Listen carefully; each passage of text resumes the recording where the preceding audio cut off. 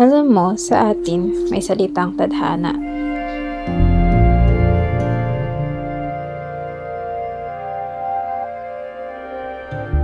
Parang kapalaran, pero mas tungkol sa koneksyon ng mga tao.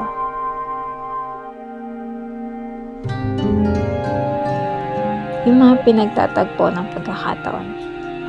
Sabi nga, kahit daw yung simpleng pagdikit ng damit ng dalawang taong nagkasalubong sa kalsada, hindi raw aksidente yun. Baka may pinagsama na sila dati.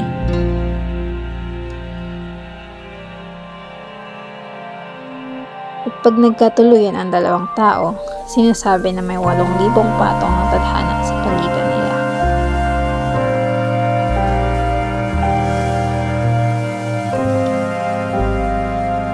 Ibig sabihin, 8,000 beses na silang pinagtagpo sa 8,000 buhay.